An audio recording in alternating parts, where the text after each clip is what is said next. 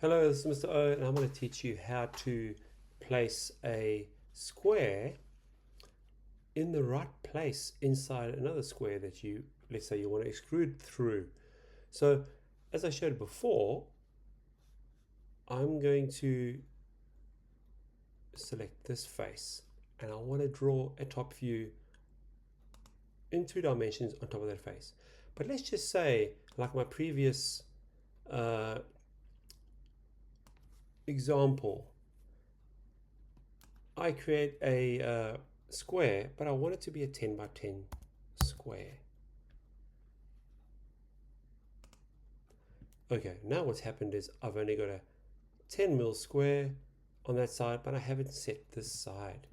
So what I'm going to do is I'm going to use the sketch dimension tool to click on this, drag across and say I want that to be 10. I made a mistake. So now I've made my square, my little square, 10 by 10.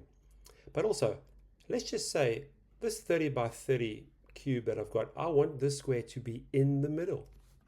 I again use the sketch dimension tool. It's still selected. I select, and let me zoom in for you so you can see it easier. I select this side. I then select this side and I drag across to here, and I want it to be perfectly center. So 10, 10, 10 will make it center. I'm going to make that 10 millimeters from that edge. It'll move it there. I do the same on this side. I select this side and I select this side, move up there, and I go 10. And now I have created and placed the square. I've made it 10 by 10 and I've put it exactly in the middle of my 30 by 30 cube. My dimensions have stayed because I haven't yet finished my sketch.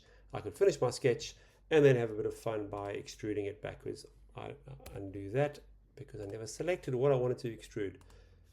And I can drag it down and chop a hole in the bottom and push return. And I now have a hole right the way through, and I've aligned that using the sketch dimension tool. I hope that helped you.